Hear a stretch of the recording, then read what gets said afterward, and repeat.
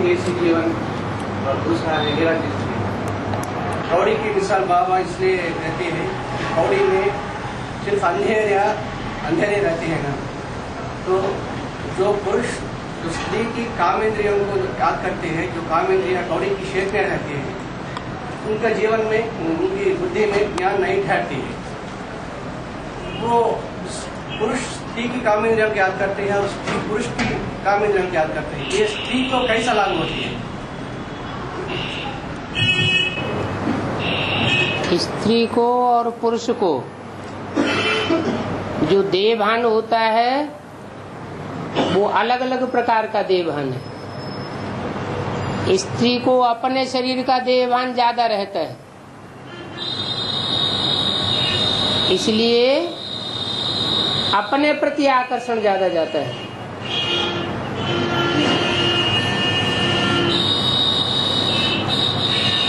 क्योंकि अंगों में जो सौंदर्य है वो स्त्री के पास ज्यादा है, पुरुषों के पास वो सौंदर्य नहीं है। हाँ, पुरुष का आकर्षण होता है, वो आकर्षण भी देहभान है। इसलिए मृत्यु के समय स्त्री पुरुष को याद करती है तो पुरुष जन्म मिलता है, और पुरुष तो याद करता ही है कौड़ी को, तो कौड़ी समान जन्म मिल जाता है। बाकी ऐसे नहीं है कि स्त्री का जन्म कौड़ी समान नहीं होता है। स्मृति नीचे की ओर जाना यही गड्ढे की ओर जाना है, स्मृति ऊपर की ओर जाना ये उपराम स्टेज है।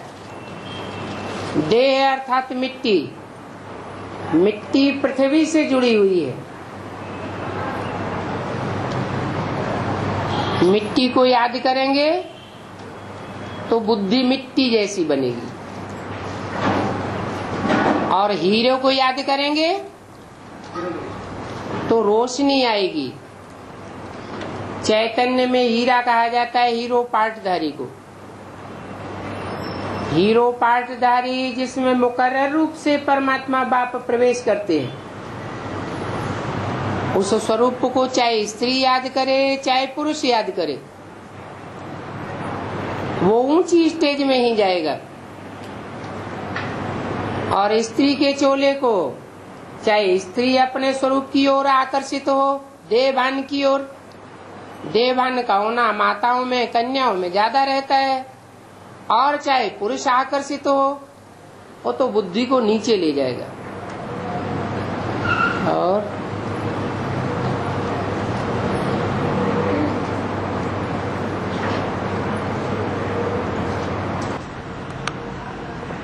जो राम और कृष्णात्मा है ना,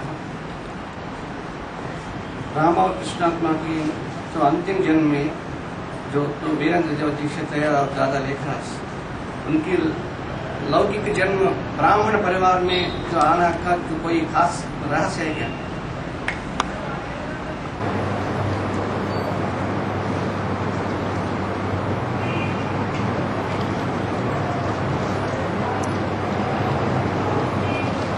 जगदम्बा है वो भी अंतिम जन्म में ब्राह्मण परिवार से, शंकर पाठधारी वो भी अंतिम जन्म में ब्राह्मण परिवार से, ब्रह्मा दादा लेखराज वो भी अंतिम जन्म में ब्राह्मण परिवार से, और छोटी माँ के रूप में पाठ बजाने वाली लक्ष्मी पाठधारी भी वो भी अंतिम जन्म में ब्राह्मण परिवार से। भक्ति मार्ग में ब्राह्मणों को ऊंचा माना जाता है। यादगार सारी संगम युग की है। संगम युग में सारी दुनिया अंत में आकर के शूद्र बन जाती है, लेकिन भक्ति मार्ग में फिर भी ब्राह्मणों को श्रेष्ठ माना जाता है।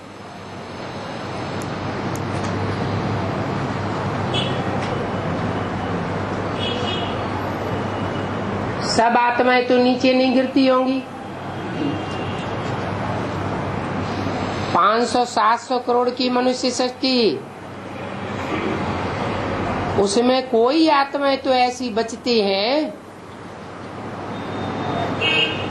जो नीचे की ओर तो जाती हैं, लेकिन फिर भी इतना नीचे नहीं जाती जो उन्हें भीख मांगनी पड़े या कुलहीनता हो जाए। ये श्रेष्ठ पुरुषार्थी हैं, चाहे ब्रह्मा हो, चाहे विष्णु पात्रधारी हो, चाहे जगदम्बा हो। अंतिम जन्म में भी आकर के ये श्रेष्ठ पात्रधारी ही बनते हैं। इससे साबित होता है इससे पहले के जन्मों में भी उन्होंने श्रेष्ठ पाठ बजाया होगा। महत्वाकांक्षी आत्माएं हैं। महत्वाकांक्षा का मतलब आत्मा के लिए महत्व रहता है कि हम संसार में नीचे की ओर लोग हमें नीची नजर से न देखें। इसलिए वो स्वभाव संस्कार उनमें समाया रहता है। ये संस्कार बढ़ते हैं संगम युग से। स्वमान के आधार पर ही ये प्राप्ति होती है। जो जितना स्वस्थिति में स्थित होते हैं वो उतना ही स्वमान प्राप्त करते हैं।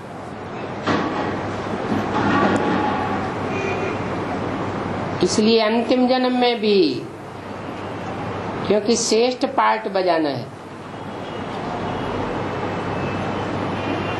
अगर अंतिम जन्म में भी डबल ब्राह्मण बन जाए तो सबकी नजर में ऊंचे दिखाई देंगे और ऊंचे रहते हैं।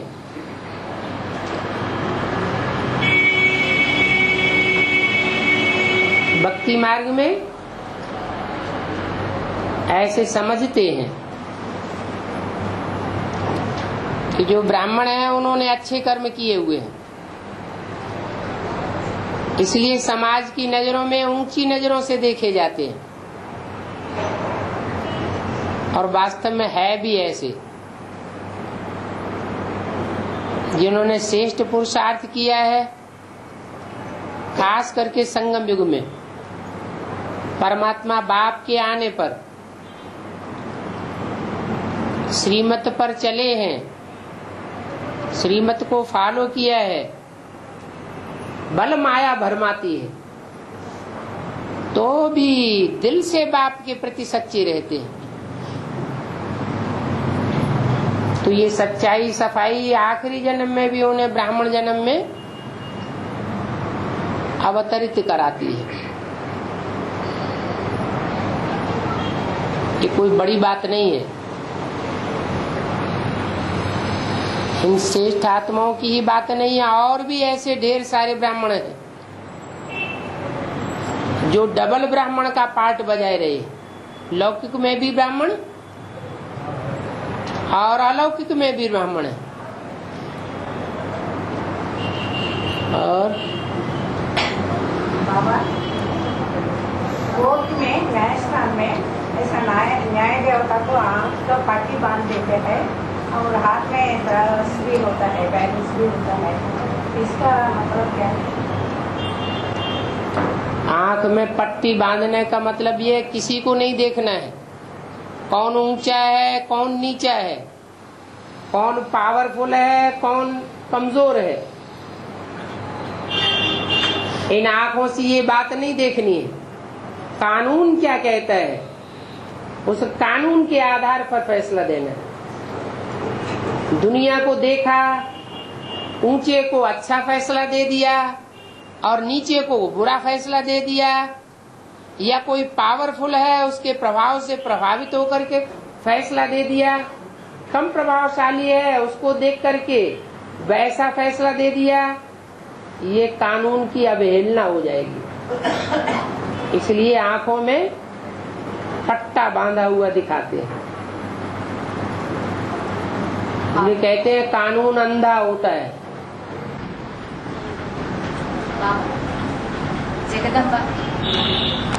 जगदम्बा विकराल रूप धारण करना माना बेहद में अर्थ क्या है? बेहद में अर्थ होना, विकराल रूप धारण करना मना ऐसा रूप धारण करती है जो अंदर से एक और बाहर से दूसरा। बाहर से दिखाई पड़ती है बड़ी भ्रष्टाचारिणी है, और अंदर से बुद्धियों को बाप की तरफ लगा रहता है। जैसे माया, काम क्रोध लोभ मोह अहंकार 5 सिर माया के रूप हैं। ये रावण के 5 सिर हैं। ऐसे ही जगदम्बा कहो, प्रकृति कहो, कुदरत कहो, इसके 5 सिर पृथ्वी, जल, वायु, अग्नि, आकाश, ये प्रकृति के 5 मुख हैं। ये 10 विकृतियां हैं जो मिलकर के रावण का रूप बनती है।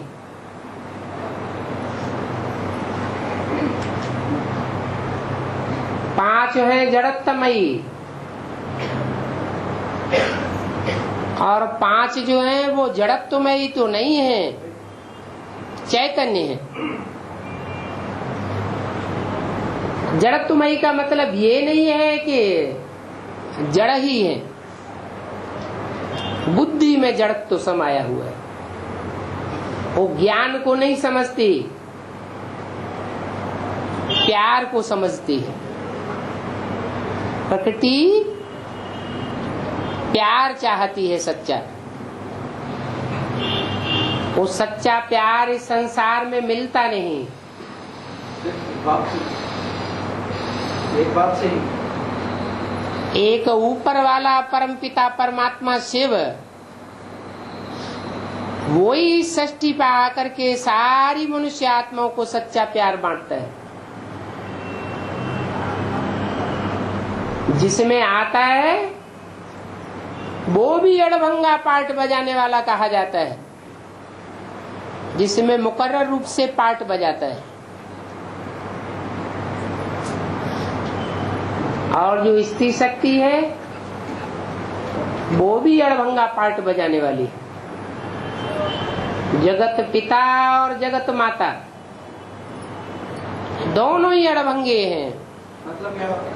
इसलिए बोला बाप के अंदर के प्यार की और बाहर के प्यार की बड़ी भारी युक्ति है।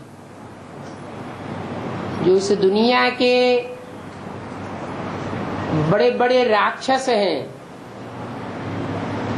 जिन राक्षसों ने मात्र शक्ति को अपनी मुट्ठी में कर रखा है, उनसे अगर प्रत्यक्ष रूप में टक्कर ली जाए तो उनका पराभव नहीं हो सकेगा। इसलिए वो ऐसा रूप धारण करती है। नहीं तो कोई इतनी काली भयानक नहीं है, लेकिन कर्म ऐसे अड़भंगे करती है जिससे वो मात खा जाते हैं, पहचान नहीं पाते ये क्या पार्ट बजाए रही है। इसलिए बोला कि शक्तियां असुर संहारिणी गाई हुई है। बाप तो प्यार का सागर ही बना रहता है, और शक्तियों जिनकी तरफ दुर्योधन दुशासन आकर्षित होते हैं, समझते हैं कि ये इनके प्यार का नाजायज फायदा उठाया जा सकता है, और उठाते हैं। वो ही शक्तियां विकराल रूपी धारी बन जाती हैं, धारण कर लेती हैं, और उन दुर्योधन दुशासनों को मात खिलाई देती है।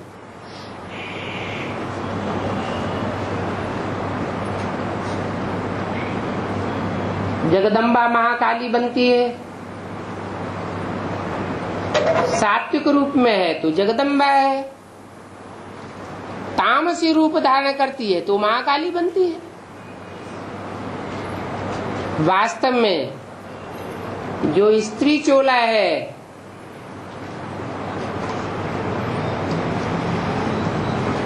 वो जगदम्बा का पार्ट नहीं बजाता, वो महाकाली का पार्ट नहीं बजाता। जो ब्रह्मा वाली आत्मा है, जिसने शरीर छोड़ दिया है, वो ब्रह्मा की सोल ही महाकाली का पार्ट बजाती है। क्योंकि जगदम्बा का हिसाब किताब मनुष्य सृष्टि से और ब्राह्मणों की सृष्टि से ऐसा खराब नहीं रहा है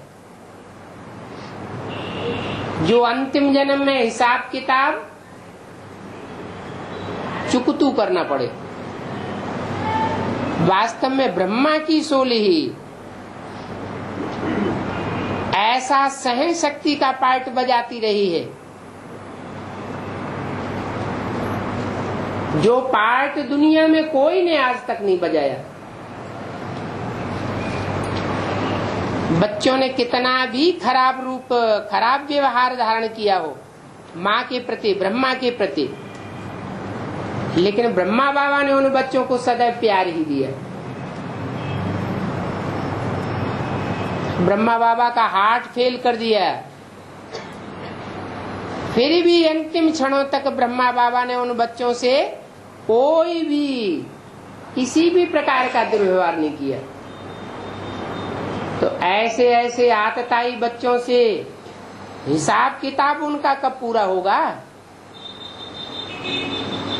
ब्राह्मणों की संगम युगी दुनिया में 100 गुना बोझ चढ़ जाता है पाप का। तो जिन बच्चों ने ब्रह्मा जैसी श्रेष्ठ आत्मा के साथ 100 गुना पाप का बोझ चढ़ाया, वो हिसाब किताब कौन पूरा करेगा? ब्रह्मा की आत्मा ही पूरा करती है। और कब पूरा करेगी? सतयुग में, संगम युग में ही पूरा होना है। इसलिए मुरली में बोला है, वास्तव में ये ब्रह्मा तुम्हारी जगदम्बा है, परंतु तन पुरुष का है। इसलिए कन्याओं माताओं के चार्ज में सरस्वती को रखा है। ऐसे साबित हुआ कि ब्रह्मा की सोल ही जगदम्बा का पार्ट बजाने वाली है। इतना सहनशीलता का पार्ट और किसी ने बजाया नहीं है। यज्ञ की आदि वाली माता, उसने भी नहीं बजाया। वो आदि वाली माता दोबारा जन्म लेकर यज्ञ में आती है तो भी इतना सहनशीलता का पार्ट नहीं बजाती। ये तो टाइटलधारी ब्रह्मा ही है, कृष्ण बच्चा है। बाप की दुकान कौन संभालता है? बच्चा संभालता है। ऐसे ही ये ब्रह्मा की सोल माँ के पात्र को अच्छी रीत निभाती है। अभी भी ब्रह्मा की सोल चाहे बेसिक के बच्चे हों, चाहे एडवांस के बच्चे हों, उन बच्चों से महाकाली रूप धारण करके एक एक का 100 गुना नहीं, 1000 गुना बदला लेके छोड़ेगी। भले बाबा कहते हैं बदला न लो, बदल के दिखाओ। लेकिन ये पार्ट उन बच्चों के लिए है जिन्हों को इसी जीवन में, इसी शरीर से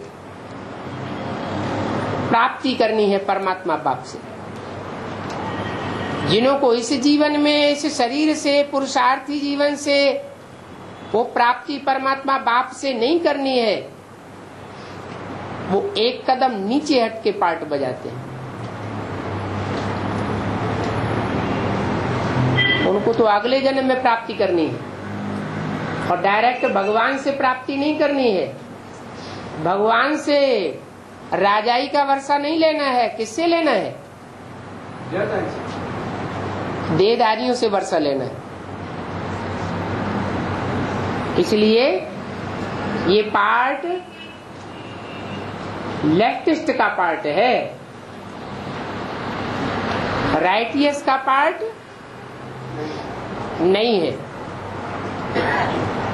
इसलिए माँ काली के रूप में ब्रह्मा को पार्ट बजाना पड़ता है। ये क्रिश्चियनिटी का पार्ट है। दुनिया वाले समझते हैं क्रिश्चियंस बड़े शालीन स्वभाव के हैं।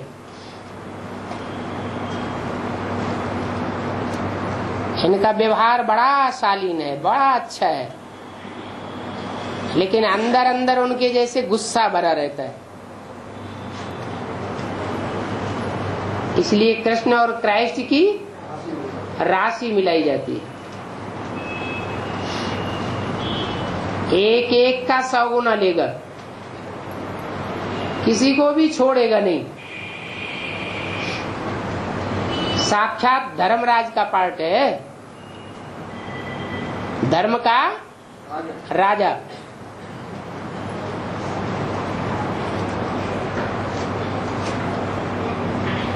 और अष्टरतन अष्टदेव में प्रवेश करके प्रत्यक्ष करते। अष्टरतन अष्टदेव में प्रवेश करके प्रत्यक्ष करते हैं, क्योंकि इससे साफ जाहिर होता है जब तक कुमारिका दादी वहाँ शरीर नहीं छोड़ेगी, यहाँ अष्टदेव में तीसरा मंत्र प्रत्यक्ष नहीं होगा।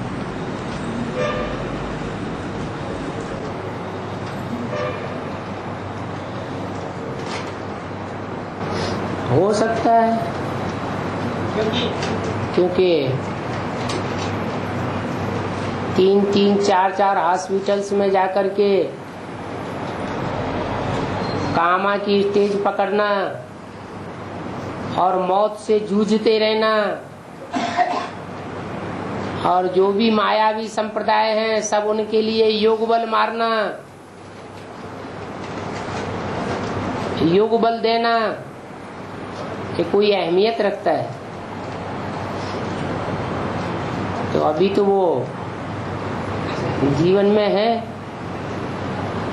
लेकिन ये भी गायन है कि जीवन में रहते हुए ही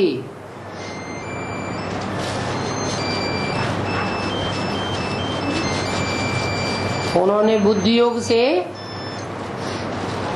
बाप को पहचाना, बाद में उनकी मुक्ति हो गई। पत्थर बुद्धि से पारस बुद्धि बन गई। बाबा, कलकत्ता में गंगा सागर मेला हुआ ना, इसमें पहली बार बाबा ने माइक के द्वारा मुरली सुनाई। शुरू में कहा है अब तुमकी पढ़ाई पूरी हो गई, तुम बच्चों की। माना किनकी पढ़ाई पूरी हो गई? पढ़ाई कभी पूरी नहीं होती है। जब तक जीना है तब तक पीना है।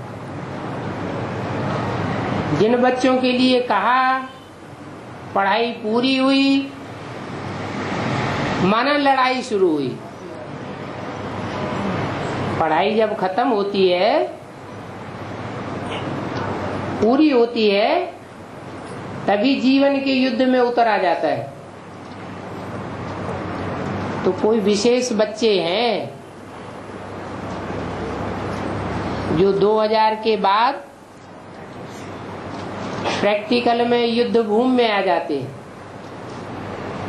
या तो करना है या तो मरना है। बाबा तब तक अष्टदेव और राष्ट्ररत्न अलग है, तब तक तो अष्टरत्न बहुत नीचे है। तब तक वो पढ़ाई में नहीं बोला गया ना।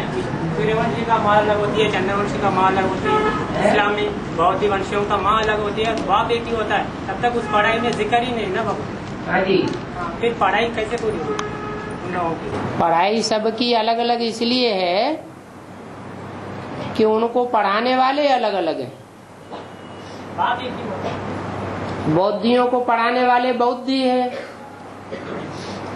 क्रिश्चियंस को पढ़ाने वाले क्रिश्चियंस हैं। कितना भी बाप पढ़ाने आया हुआ है, फिर भी वो बाप को छोड़ करके कहाँ मुड़ जाएगी बुद्धि। जिनके साथ उन्होंने 63 जन्म बजाए हैं उनकी तरफ बुद्धि मुड़ जाती है, इसलिए अधूरी पढ़ाई रह जाती है।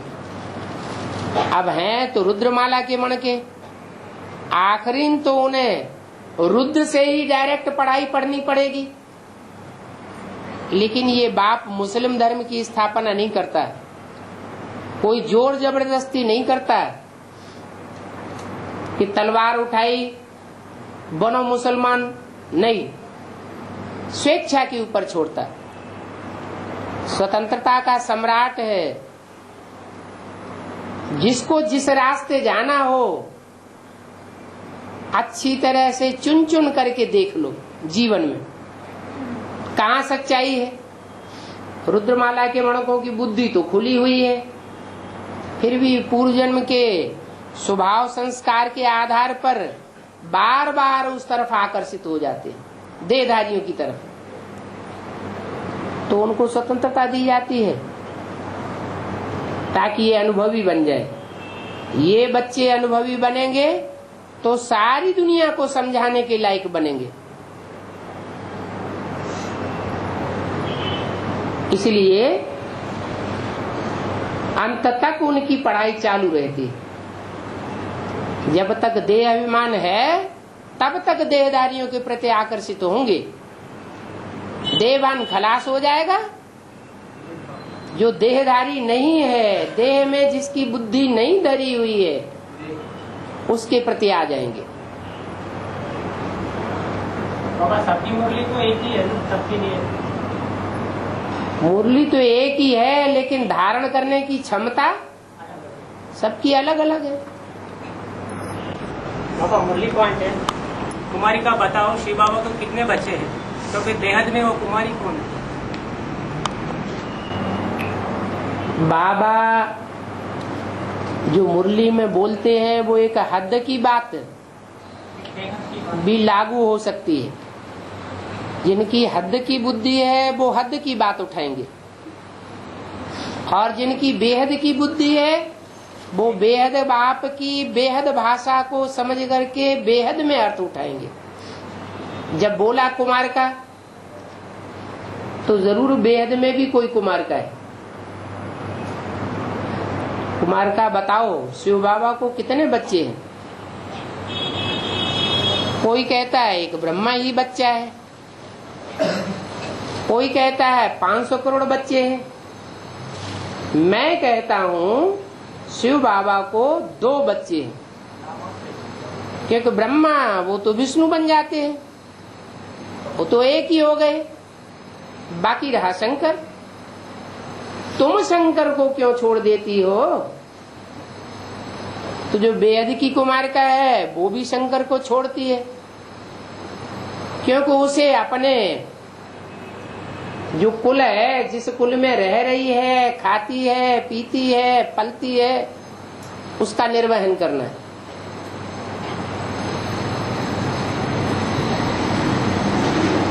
इसलिए बोला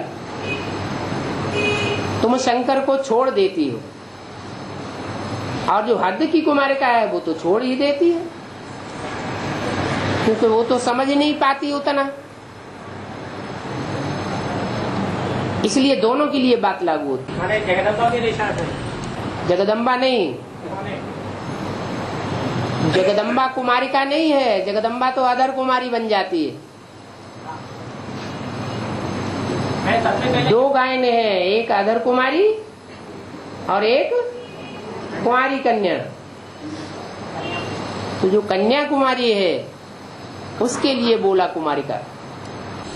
और बाबा एक जो प्रश्न है, एक शिवलिंग का ही गायन है ना, गायन में पूजन है, फिर 12 ज्योतिर्लिंग क्यों कहते हैं?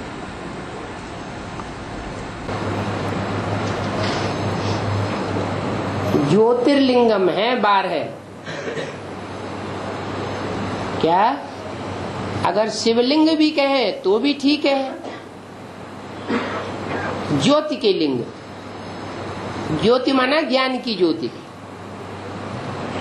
और ज्ञान तो जानकारी को कहा जाता है, सच्चाई को कहा जाता है।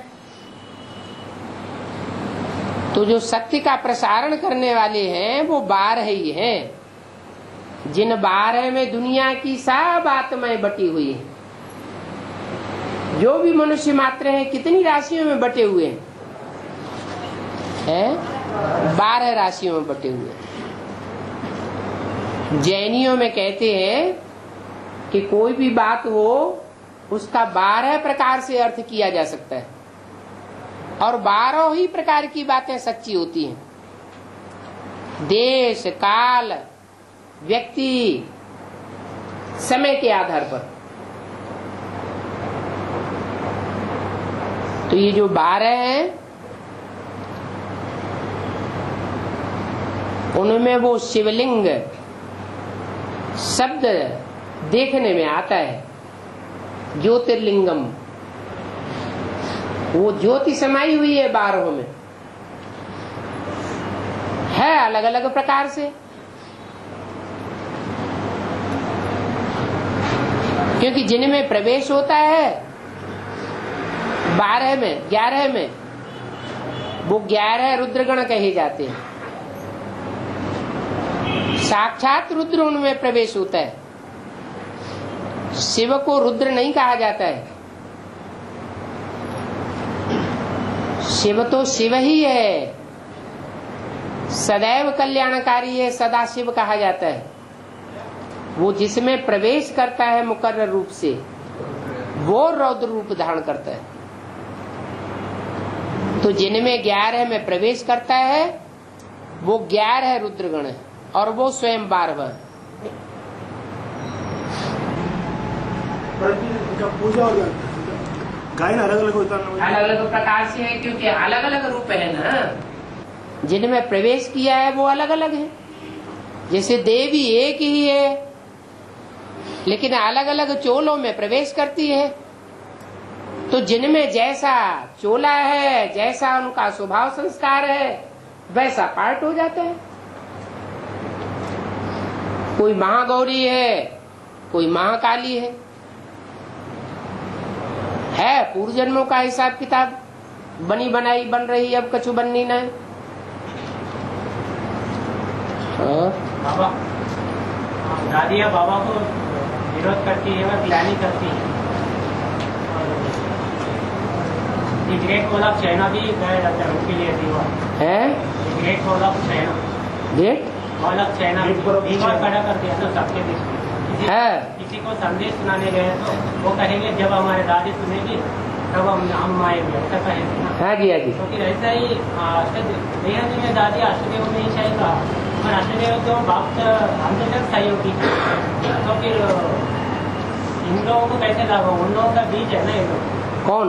अष्टदेव बीज दादियाँ है ना। अष्टदेव दादियों के बीज है। मतलब बाबा ने कहा माँ बाप से जोड़कर बाकी जो भी बहने हैं मतलब दादियाँ।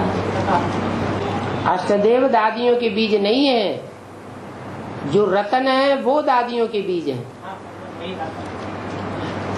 हाँ जी, रतन अलग है और अष्टदेव अलग है। अष्टदेव सिर्फ सूर्यवंश से है और रतन तो अलग अलग धर्मों से है। रतन एक दूसरे से कम वैल्यू वाले होते हैं। परंतु आदि में उनका सेवा उन्होंने ही करना है। आदि ने अष्टदेवी अष्टदेवों ने उन दादियों का श्रृंगार किया है। आदि में गुण रत्नों से श्रृंगार किया है और अंत में ज्ञान रत्नों से श्रृंगार करेंगे। अभी वो सुनने से तिरस्कार की दृष्टि से देखते हैं, लेकिन ऐसा भी टाइम आएगा कि वो सुनने के लिए तैयार होंगे। और ये तो सहयोगी है ना बाबा। कौन? राष्ट्रदेव में छोटी दादी है तो सांस्कृतिक सहयोगी है ना, आखिरी जन्म में बिखर जाते हैं। अष्टदेव बिखर जाते हैं। हाँ, आखिरी जन्म में ऐसा बाप से बिखर जाएगा। हाँ जी, तो ये तो सहयोगी है ना, विरोध नहीं करते। अष्टदेव। हाँ, मतलब जो भी दादी अष्टदेव दादियाँ नहीं है। अष्टदेव में दादियाँ है बेहद में दादी। अष्टदेव में सब पुरुष मण के हैं, स्वभाव संस्कार से पुरुष हैं, कोई दीदी दादियां नहीं है, कंट्रोल्ड होने वाले नहीं है, क्योंकि उन्हें परमात्मा बाप का साथ मिल गया। अब वो किसी से झुकने वाले भी नहीं है।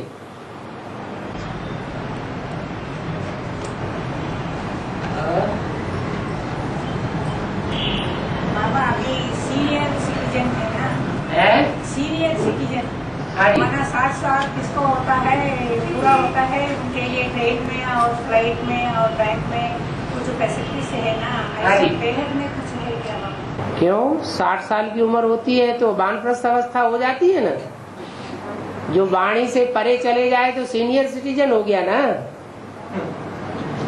है? वाणी में जब तक है तो वाचा की शक्ति से कार्य कर रहा है, वाचा की शक्ति तो फिर भी स्थूल है, और जो सूक्ष्म शक्तियों से ही काम करना शुरू कर दे, अनुभव की शक्ति से काम करना शुरू कर दे, तो सीनियर हो गया। तो उनको प्रेफरेंस मिलना ही चाहिए। अब आप रामायण में दिखाते हैं, राम ने सीता को घर से जंगलों में भेज दिया, फिर वहाँ से धरणी माता की गोद में चली गई, तो बेहद में वो सीता को धरणी के पास जाना मना। पानी में मिल जाता है, कीचड़ में मिल जाता है, दूध में मिल जाता है। तो सीता कोई और नहीं है, जो धरणी का पात्रधारी है वो ही सीता है। दो सीताएं कहा गया। दो सीताएं अलग बात। एक सीता है चैतन्य और एक सीता है मूर्ति जड़त्वमयी। तो जो सोने की सीता तैयार की वो जड़त्वमयी हो गई, तत्वमयी हो गई, उसको रावण ले गया। जो असली चैतन्य सीता है उसके लिए बोला तुम अग्नि में, तुम पावक में करो निवासा, तुम योग अग्नि में रहो, तब तक मैं निशाचरों का नाश करता हूँ, ज्ञान बाण छोड़ करके। तो एडवांस पार्टी की बात है। एडवांस पार्टी शुरू होती है और बाण निकलने शुरू हो जाते हैं। उन बाणों से निशाचरों का देहभान नष्ट होता रहता है। बाबा, आत्मा इन आंखों की रोशनी से देखती है, और किसी को आंखें होती है वह रोशनी नहीं होती, तो फिर आत्मा कैसे देखती है? यंत्र होता है, कोई यंत्र सही काम करता है, कोई यंत्र डिफेक्ट होने के कारण काम नहीं करता है। तो ऐसे ये आंखें भी यंत्र हैं। इस यंत्र में जो बैटरी है वो तो आत्मा ही काम करती है, चाहे वो कान का यंत्र हो, चाहे नाक का यंत्र हो, या कोई भी इंद्रिय हो, उसमें आत्मा ही काम करती है। लेकिन कोई डिफेक्ट आ जाता है तो यंत्र काम नहीं करता है। भले बैटरी रखी हुई है लेकिन बल्ब नहीं जलता है। ऐसे ये आंखें हैं, डिफेक्ट होने के कारण वो आंखें काम नहीं करती, दूसरी आंख लगानी पड़ती है, नेत्रदान दिया जाता है और आंख ठीक हो जाती है।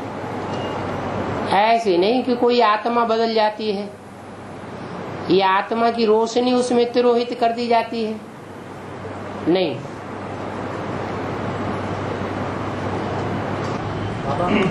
प्रजापिता वाली व्यक्तित्व दोबारा बेसिक में आया तो फिर छोटी माँ निमित्त बनी है, बेसिक ज्ञान सुनाने के लिए छोटी माँ निमित्त बनी है ना, तो फिर उनको एडवांस में आया ना, शिव बाप ने माता गुरु बनकर आगे बढ़ा है, तो फिर उसी प्रकार बेसिक ज्ञान में भी दे सकता था ना। उसी उस वक्त तो प्रवेश था राम बाप ने, जैसे तुरंत ब्रह्मा का वाली शरीर छोड़ा, आत्मा आकर राम बाप ने प्रवेश हुई, तो फिर ऐसा ही बेसिक नॉलेज में भी आगे बढ़ा सकते थे।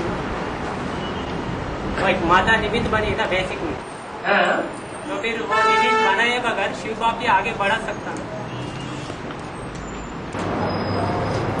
जिसमें जो अनेक जन्मों की शिफ्ट होती है, वो ही शिफ्ट आकर के संगम युग में काम करती है। जिसमें प्योरिटी की शिफ्ट होगी, वो प्योरिटी के आधार पर ही आगे बढ़ेगा, और जिसमें प्योरिटी की शिफ्ट नहीं है लेकिन बुद्धि की शिफ्ट है, वो बुद्धि के आधार पर आगे बढ़ेगा। कोई आत्माएं ज्ञान के आधार पर आगे बढ़ती है और कोई आत्माएं प्यार के आधार पर आगे बढ़ती है। इसलिए नाम दिया है वेदांती। वेदों शास्त्रों का अंत कहाँ होता है? प्यार में, स्नेह में। स्नेह एक ऐसी चीज है जो कोई भी कायदे कानून को नहीं मानता। कायदे कानून सब खलास हो जाते हैं स्नेह में।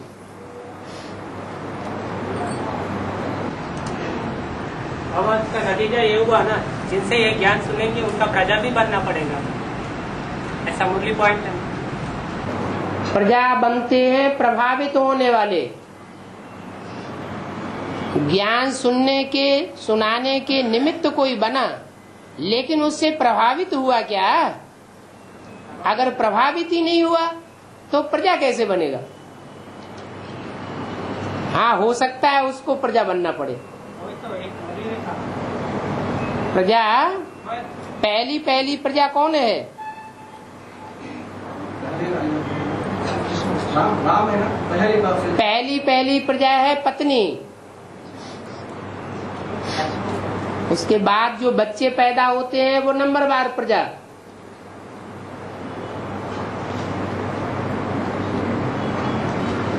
प्रभावित करने वाला है राजा और प्रभावित होने वाली है प्रजा।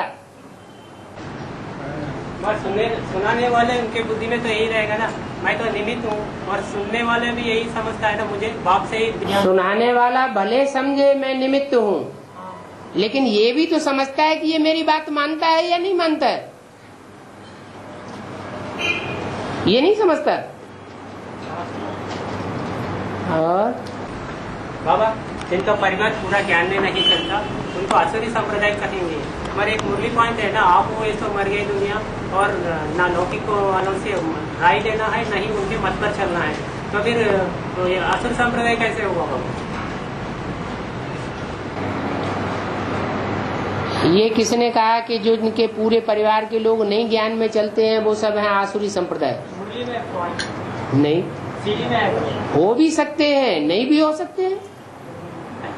ये कोई जरूरी थोड़ा ही है। आप मुए तो मर गई दुनिया, आप मुए तो मर गई दुनिया का मतलब ये है कि अपने को वहाँ के बुद्धि योग से हटा दिया, उनको याद ही नहीं करना है। जैसे ये तो खलास हुए पड़े हैं। भगवान बाप आया हुआ है हमको राजयोग सिखा करके राजा बनाने के लिए, और ये राजा बनने वाले नहीं है। ये क्या है? ये प्रजा बनने वाले हैं। पुरुषार्थ ही नहीं करना है, तो हमारी दुनिया अलग और इनकी दुनिया अलग। हम इनसे मोह क्यों लगाएं? इनके प्रभाव से प्रभावित होकर के हम रहेंगे, इनकी मत पर चलेंगे, तो फिर हम भी नीचे गिर जाएंगे। इसलिए बोला कि लौकिक संबंधियों से न कुछ पूछना है, और न उनकी मत पर चलना है। तो कभी मुरली में ये भी आता है लौकिक। राजा जो है वो अपनी प्रजा से पूछ पूछ के चले क्या? नहीं। अगर ऐसा भी कहा है लौकिक का भी तोड़ निभाना है और अलौकिक का भी तोड़ निभाना है। तोड़ निभाना अलग बात, क्योंकि जहाँ से शरीर का जन्म मिला है, दो चीजें हैं, आत्मा और शरीर। तो आत्मा तो ठीक है, पूर्व जन्म के हिसाब किताब के अनुसार अपना हिसाब बनाती है, लेकिन जो शरीर मिला है वो किससे मिला? शरीर तो माँ बाप से मिला है या संबंधियों से मिला है। तो जिनसे भी ये शरीर मिला है, जिसके आधार पर हमें पुरुषार्थ करना है, अगर शरीर न हो तो हमारा पुरुषार्थ भी नहीं होगा। तो इसलिए उनके साथ भी तोड़ निभानी है। बाबा पर द्वापर कलयुग में राजा प्रजा को सुना है, उनको पूछकर राज्य करता है, ऐसा भी होता है ना? द्वापर कलयुग में राजा प्रजा को पूछकर राज्य चलाना भी होता है ना? तो भिखारी रहते हैं। आत्मा भिखारी है या निर्विकारी है? भिखारी है। त्रिमूर्ति का है, तो बच्चों को त्रिमूर्ति का एक्यूरेट चित्र निकालना है। और ब्रह्मा के स्थान पर जगदम्बा और विष्णु के स्थान पर वैष्णवी देवी और शंकर के स्थान पर राम बाप प्रैक्टिकल पाठदारी का। हाँ जी। तो फिर और जगदम्बा जहाँ बिठाया गया उसके नीचे स्थापना लिखा जाएगा या विनाश लिखा जाएगा? है जो स्थापना करता है सो विनाश भी करता है। मगर विनाश करने के लिए शंकर को निमित्त बनाया गया ना?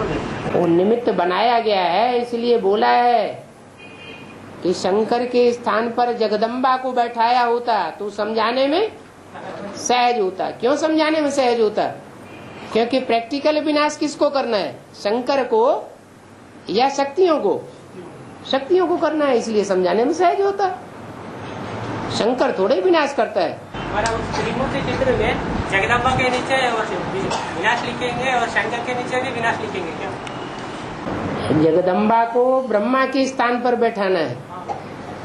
कभी वहाँ स्थापना लिखना चाहिए? हाँ नहीं, वो जो सात्विक स्टेज है उससे स्थापना होती है, तामसी स्टेज है उससे विनाश होता है। बाबा ब्रह्मा बाबा ने तो आखिरी दम तक यज्ञ की सहयोगी था ना? हाँ जी। फिर जगदम्बा ने तो अभी तक कोई जगदम्बा सहयोगी नहीं है क्या? जगदम्बा तो कोई जिम्मेदारी नहीं निभाई ना? तो भी सहयोगी है। जैसे कि बेसिक में ओम राधा मम्मा बीच में आई बीच में चली गई, ऐसा ही हुआ ना बाबा ये तो फिर बीच में आई बीच में चली गई। चली कहाँ गई? पार्ट नहीं बजा रही है। हाँ तो चली कहाँ जाएगी? अभी जगदम्बा भी ऐसा ही जिम्मेदारी निभाने सरस्वती के लिए गायन है, बीच में आती है बीच में चली जाती है। जगदम्बा के लिए ऐसे नहीं कहेंगे। ऐसा ब्रह्मा की तरह जिम्मेदारी निभाने वाले उस स्थान पर बैठना चाहिए ना, ब्रह्मा के स्थान पर। तो आखिरी दम तक सहयोगी। ब्रह्मा के स्थान पर ब्रह्मा ही इस स्थान पर बैठेगा, क्योंकि जो आदि में ब्रह्मा सो ही अंत में ब्रह्मा। आदि में भी वही माता निमित्त थी जिसकी रहबरी में ब्रह्मा पल रहे थे, और अंत में भी वही माता निमित्त है जिसका आधार ब्रह्मा को लेना पड़ता है। वो तीन मूर्तियों के नीचे क्या क्या लिखा जाएगा? पुरानी दुनिया का विनाश और नई दुनिया की स्थापना जगदम्बा के नीचे। और शंकर अगर जगदम्बा के द्वारा विनाश न हो तो जो नई स्थापना होनी है या होती है सो छोटी सी दुनिया की, वो प्रत्यक्षता नहीं होगी। इसलिए उसको यही कहेंगे कि वो स्थापना के निमित्त है। विनाश भी किस बात के निमित्त है? स्थापना के निमित्त है। उस विनाश में भी स्थापना समाई हुई है।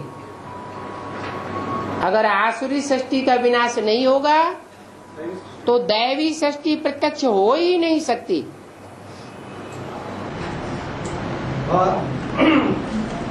स्थापना के लिए 50-60 वर्ष लगता है बाई टाइम का। वो 36-37 से वो संगम के लिए 10 वर्ष संगम है।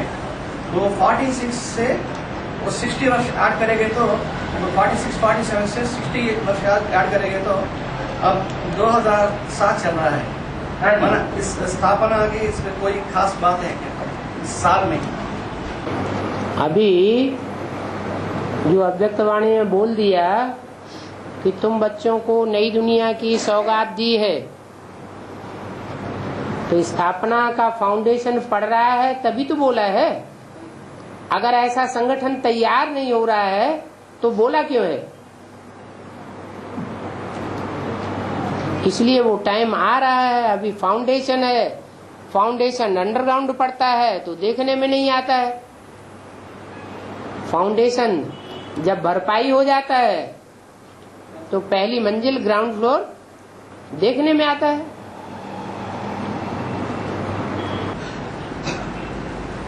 बाबा 13 में 13 होना चाहिए, मतलब उन 13 साल की होगी या ये बाप के लिए कहा गया? 13 साल की नहीं होगी।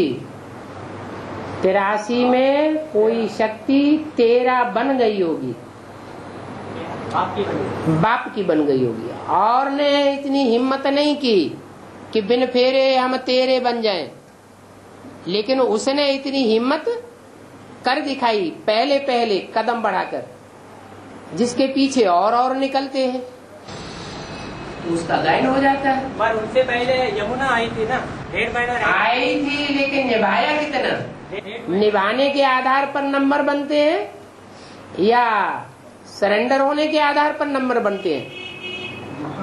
कोई सरेंडर हो गया लेकिन निभाया बिल्कुल नहीं। माना सूर्यपुत्री यमुना है या यमुना ही सूर्यपुत्री है। और बाप की श्रेष्ठ रचना यमुना होगी या बेसिक में जो छोटी माँ है वो? जो लक्ष्य को प्राप्त कर ले वो श्रेष्ठ है, या जो लक्ष्य को प्राप्त करने में फेल हो जाए वो श्रेष्ठ है? माना उनको तो बाप के रूप में रचा ही नहीं ना, माँ के रूप में रचा है। तो बाप के रूप में, माँ के रूप में रचा है तो नारी से लक्ष्मी बनना चाहिए। हाँ। और बाबा राम बाप को तो कृष्ण बच्चा तो सारी बातों में सहयोग दे रहे हैं, लेकिन ये बात कहा गया है वो कृष्ण गीता की जो सच्ची भगवान शिवशंकर भोलेनाथ की इस बात को समझ नहीं पाई।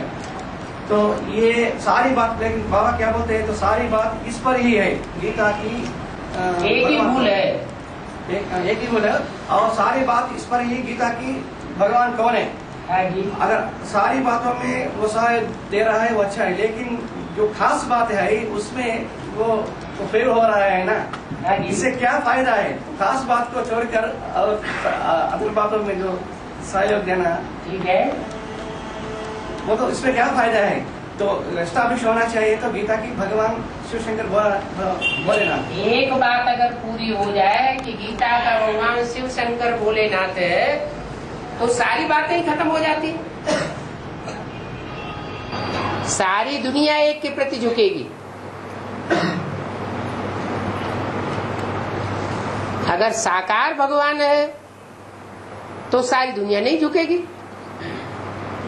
क्योंकि दूसरे धर्म वाले तो साकार को भगवान मानते ही नहीं।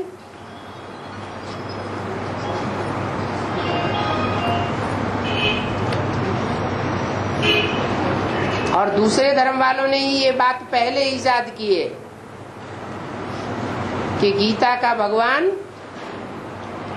आदि में निराकार था, बाद में कृष्ण उपासना करने वाले जो थे उन्होंने उसमें कृष्ण का नाम डाला है। कीथ है, कीरो है, ये बड़े बड़े विद्वान हुए हैं विदेशियों के, उन्होंने अपनी अपनी थीसिस में लिख करके रखा है।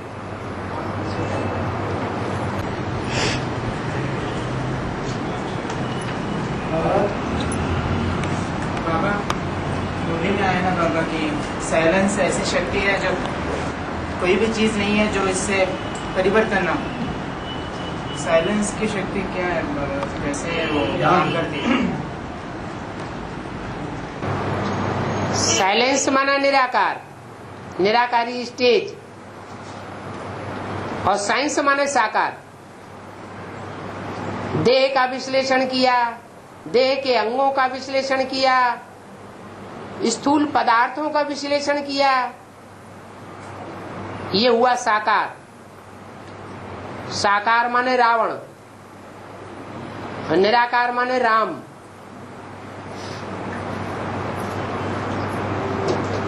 राम एक है, रावण अनेक है। साकारी और निराकारी का सवाल है। साकारी से दुर्गति और निराकार से सदगति। बाबा, प्रकृति के पांच तत्व है, आकाश है, वाक और पृथ्वी है, माँ, और बाकी तीन जो जलवायु अग्नि तीनों बच्चों है बाबा का है। तो फिर वो कौन किस किस से धर्म से कनेक्टेड है वो तीन बच्चे?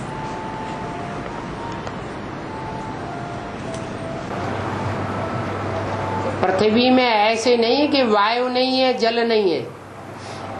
हर एक तत्व में हर एक तत्व व्यापक है, उनको अलग नहीं किया जा सकता। वो तीन भी अष्टदेव में से है, अष्टदेव अष्टदेव में से ना, वो तीन बच्चे थे। हाँ जी, वो तो अलग अलग धर्म से होना चाहिए, अलग अलग धर्मों से होना चाहिए। कनेक्टेड अलग अलग धर्मों में गिरते हैं।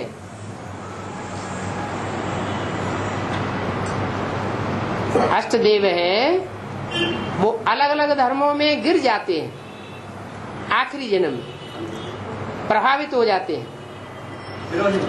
माया किसी को छोड़ती नहीं है, ऐसे नहीं अष्टदेवों को छोड़ देती है, वो भी गिरफ्त में आ जाते हैं। और बाप की चतुर्छाया रहेगी, बोला है बाप की चतुर्छाया 8 के ऊपर ही रहेगी 83वें जन्म तक। जब वो खुद ही कन्वर्ट हो जाए तो बाप क्या करेगा? बाप रोक सकता है? रोक सकता है। मुसलमान है क्या? मुसलमान जबरदस्ती करते हैं। बाप तो नारा है स्वतंत्र रहो और स्वतंत्र रहने दो। छत्र छाया वाला क्या? छत्र छाया का मतलब है रहबरी में रहना। कोई न रहना चाहे तो जाए।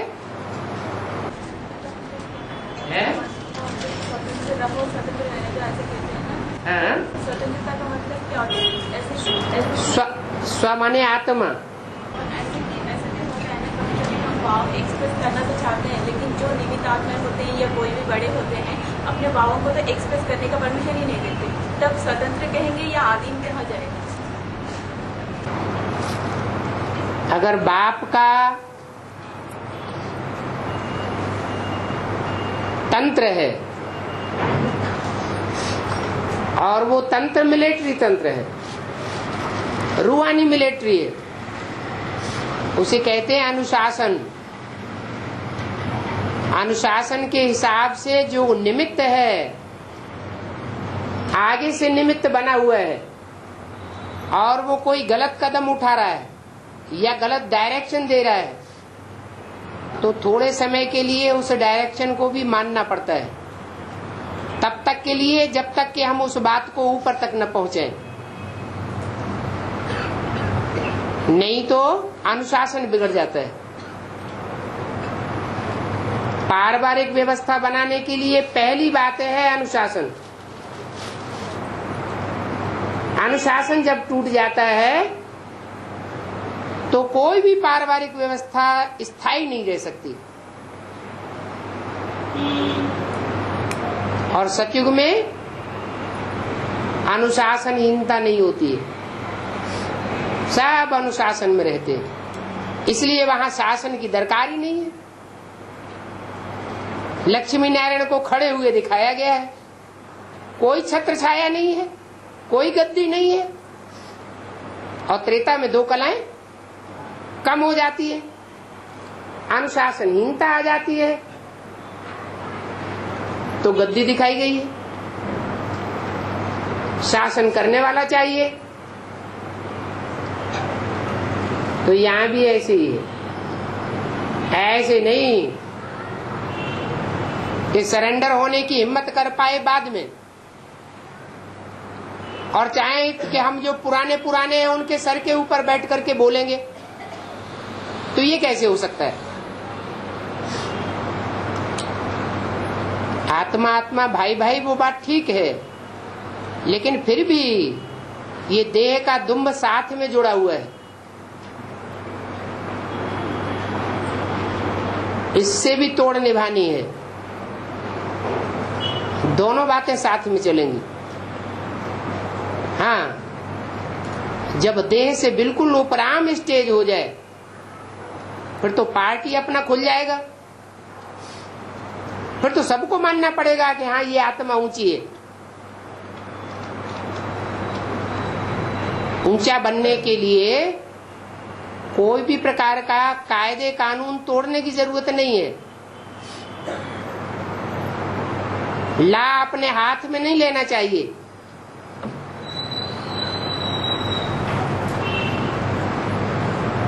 कोई आत्मा हमको नीचे गिराती है, चलो हमने चुपचाप रह गए, एक कान से सुना दूसरे कान से निकाल दिया, क्या हम नीचे गिर जाएंगे क्या वास्तव में? नहीं, थोड़ा रिगार्ड हो जाता है कि हाँ भाई हमने रिगार्ड दिया, उन्होंने कहा हमने सुन लिया। सच्चाई तो फिर भी सच्चाई रहेगी। वहाँ की वातावरण को खराब कर रहे हैं, वहाँ की वातावरण को खराब कर रहे हैं तो आत्मा। हाँ, खराब कर रहे हैं तो निमित्त कौन बन रहे हैं? जो करेगा सो पाएगा या दूसरा पाएगा?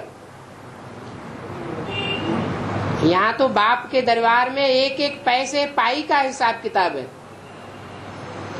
जो उल्टा करेगा वो उल्टा पाएगा, अच्छा करेगा अच्छा पाएगा, वो बुरा करे उसको बुरा मिलेगा, और हम अच्छा करते जाए तो हमको अच्छा ही मिलेगा। ऐसा भुगतना ही पड़ेगा है? वहाँ जो भी है वो भुगतना ही पड़ेगा। जिसने उल्टा किया है उसको भुगतना पड़ेगा। उसके उल्टा करने के बावजूद भी हमने अच्छा किया है तो हमको अच्छा ही मिलेगा। इसका नतीजा ब्रॉड ड्रामा में भी पड़ेगा ना? है, ब्रॉड ड्रामा में भी पड़ेगा। शूटिंग हो रही है, जैसा जैसा हम यहाँ शूटिंग करते जाते हैं वैसा वैसा वहाँ ड्रामा में ब्रॉड ड्रामा में होता जाएगा। हमारा हमको मिलेगा, उसका उसको मिलेगा। यहाँ जो पार्ट चला वो उधर भी चलेगा ना बाबू? क्या पार्ट चला? जो जो यहाँ राक्षसी पार्ट बजाया वो वहाँ भी राक्षसी पार्ट बजाएगा। जो यहाँ दैवत्व का पार्ट बजाएगा वो वहाँ भी दैवत्व का पार्ट बजाएगा। इधर अल्पकाल का बजाए तो उधर एक जन्म, वहाँ लंबे टाइम का बजाएगा। 1-2 जन्म भी होता है। हाँ जी बाबा, गज को ग्राह पकड़ा, माना बेहद में गज को होने और ग्राह। गज माने हाथी, हाथी माने महारथी। जो बड़े बड़े महारथी हैं उनको माया ग्राह पकड़ लेता है। माया रूपी ग्राह जल में ही रहता है, ज्ञान जल में रहने वाला है। मगरमच्छ है, वो हाथी की टांग को भी पकड़ लेता है, पांव को पकड़ लेता है, माने बुद्धि रूपी पांव को कब्जे में कर लिया। माना वो मगरमच्छ ज्ञान के जल में रहकर भी याद में टिकी नहीं रही, और आदि ने याद में रहकर टिकी पाया, और विष्णु आपकी प्रदर्शन चक्र से उनका पैर इनका सर कलंक कर दिया। माना वो मगरमच्छ ज्ञान जल में रहकर भी जीवन मुक्ति को प्राप्त नहीं किया, मगर आदि में जीवन मुक्ति को प्राप्त की।